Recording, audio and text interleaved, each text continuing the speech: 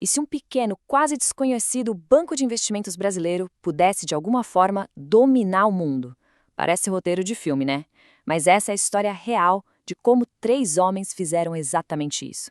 É uma jornada de ambição, uma ambição implacável, uma cultura de trabalho que beirava o brutal e um sonho. Um sonho tão grande, mas tão grande, que mudou as regras do jogo do mundo corporativo para sempre. Para entender essa história, a gente precisa viajar para um lugar bem improvável. Estamos em maio de 2008, no meio do isolado deserto de Gobi. É lá que Jorge Paulo Lemann, o cérebro por trás de um império que não parava de crescer, estava tentando tirar umas férias. Só que o BlackBerry dele não parava de vibrar. O motivo? Do outro lado do mundo, um segredo guardado a 7 chaves tinha acabado de vazar. E esse vazamento deu início a uma das maiores e mais agressivas batalhas corporativas da história. E o que esse vazamento revelou? Bom, era um plano de uma audácia que é difícil até de descrever. A Embev, a empresa do Lemann, estava oferecendo 46 bilhões de dólares. Para quê? Para comprar a joia da coroa americana, a Anheuser-Busch, a casa da Budweiser. Pensa só, uma jogada desse tamanho, monumental, bem no olho do furacão de uma crise financeira que estava quebrando o mundo. Era loucura ou genialidade? Mas a grande questão é como isso foi sequer possível.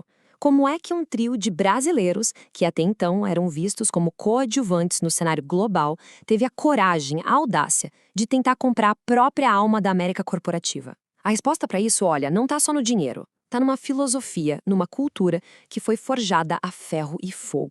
A semente de tudo isso, a base desse império gigantesco, não foi construída em fábricas ou no varejo. Foi no coração do mercado financeiro, dentro de um banco de investimentos brasileiros chamado Garantia. E o ambiente lá dentro, bom, era uma verdadeira panela de pressão. Foi ali que a filosofia deles nasceu e foi moldada. E no centro dessa história toda, a gente tem 3 personalidades muito diferentes, mas que se completavam. Primeiro, Jorge Paulo Lemann, o grande visionário, o estrategista. Depois, Marcel Telles, o executor, o cara obcecado por eficiência e operação. E fechando o trio, Beto Sicupira, o negociador, o homem do mão na massa. Em 1971, juntos, eles compraram uma pequena corretora, a Garantia, e a transformaram num verdadeiro laboratório para testar suas ideias mais radicais. O modelo de negócios deles era todo construído em cima de um perfil muito específico de pessoa. Um perfil que eles mesmos apelidaram de PSD, o que significava gente pobre, no sentido de não ter nascido em berço de ouro, sem contatos, inteligente e com um desejo, mas um desejo profundo, quase desesperado, de ficar rico. Eram jovens famintos, ambiciosos, incansáveis, a matéria-prima perfeita para o sucesso que eles queriam construir. A crença principal do Lemann era até bem simples, e ele repetia isso como um mantra, sabe? Esticando bem as vogais para dar ênfase. Gente boa, trabalhando junto, faz a firma grande. A ideia era essa, atrair as pessoas mais talentosas, dar a elas um senso de dono de verdade, fazendo elas virarem sócias, e aí deixar que elas construíssem algo grandioso. Olha, a cultura do Garantia, isso era uma coisa lendária. Lendária pela intensidade. Era a tal da meritocracia elevada ao nível que a gente mal consegue imaginar. A regra era clara. Ou você entrega resultados absurdos, espetaculares, ou a porta da rua é serventia da casa. Jornada de 14 horas era o normal. E as avaliações de desempenho, famosas pela honestidade, brutal. Pensa num ambiente que é um teste de resistência o tempo todo. Até os trotes entre colegas eram feitos para testar o limite, para ver quem aguentava a pressão. A questão era, será que esse modelo tão radical funcionaria fora da bolha do mercado financeiro? O primeiro grande teste veio em 1989. Eles compraram a Brahma, uma das maiores cervejarias do Brasil. Era a grande chance de provar que a cultura do Garantia podia sim transformar qualquer tipo de negócio. Marcel Telles foi escolhido para essa missão, transformar a Brahma. E o que ele encontrou lá foi uma empresa lenta, burocrática, cheia de desperdício.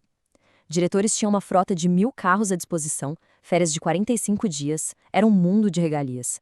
A missão dele era pegar essa estrutura pesada, paquidérmica, e transformar numa máquina enxuta e totalmente obcecada por resultado. E a resposta do Telles foi aplicar o manual do Garantia, e sem nenhuma piedade. Primeiro passo, custos. Ele implementou o orçamento base zero que obrigava cada gerente a justificar cada centavo, todo ano, do zero. Segundo, pessoas. A velha guarda foi simplesmente dizimada. 2.500 demissões em 3 meses. Terceiro, privilégios. Acabaram os restaurantes executivos, as salas chiques, e no lugar de tudo isso entrou a cultura implacável do garantia, meritocracia radical e bônus agressivos para quem entregasse resultados. E para deixar bem claro que a mudança era para valer, eles usavam uma tática que chamavam de pirotecnia. Eram gestos teatrais, dramáticos, feitos para chocar. Por exemplo, tem a história de um gerente que chutou publicamente um carro da empresa que não estava com o logo da Brahma, gritando: "Você tem vergonha da sua empresa?" Era um jeito de mostrar, sem deixar dúvida, que as regras do jogo tinham mudado para sempre. Com esse método testado e aprovado na Brahma, eles estavam prontos, voltaram ao cenário mundial para sua maior batalha. O alvo, uma verdadeira lenda americana, a gigante Anheuser-Busch. O alvo deles é, literalmente, tudo o que eles não eram. De um lado, você tinha a Ambev, uma empresa nascida da economia, da obsessão por cortar cada centavo. Do outro, a Anheuser-Busch. Aquilo era uma aristocracia corporativa, tinha frota de jatos particulares, era dona de parques temáticos. Era, no fundo, a mentalidade do dono contra a mentalidade da realeza. Um choque inevitável. A cultura da Anheuser-Busch era uma coisa profunda, quase sagrada para eles. Existia uma tradição de mais de um século dar 5 gotas de Budweiser para os bebês do sexo masculino da família logo depois que nasciam. Para eles, a empresa não era só um negócio, era uma linhagem, uma herança de sangue. E do outro lado do ringue, na Ambev, a filosofia era o extremo oposto. Gastar dinheiro à toa, ter custos altos e ser visto como um pecado mortal. A frugalidade não era só uma política da empresa, era uma religião. E foi essa oposição fundamental de valores, de cultura, que definiu cada segundo daquela batalha pela aquisição. E no final das contas, a cultura da frugalidade e da eficiência venceu. A Anheuser-Busch foi conquistada e da união das duas nasceu a AB InBev, a maior cervejaria do planeta. E aquele método brasileiro, antes desconhecido, virou um estudo de caso global. Uma filosofia de gestão conhecida como sonho grande. O legado que eles deixaram se apoia em alguns pilares que são simples de falar, mas muito difíceis de executar. Meritocracia. Encontre os melhores e recompense eles de forma extraordinária. Controle de custos. Trate cada centavo da empresa como se fosse o último centavo do seu bolso. Simplicidade. Fuja da burocracia como o diabo foge da cruz. E o mais importante de tudo, tenha sempre um sonho. Um sonho grande, um que seja grande o suficiente para inspirar todo mundo a dar o seu melhor. E nunca se esqueça que talento é tudo. O seu único ativo de verdade são as pessoas. Não há dúvida de que esse sistema criou uma riqueza e uma eficiência gigantescas. Os resultados falam por si. Mas a natureza de altíssima pressão, a busca incessante, quase desumana por resultados, levanta uma questão muito importante. Uma questão que fica para a gente refletir. Qual é o verdadeiro preço de sonhar tão grande? Qual é o custo humano de uma ambição tão implacável?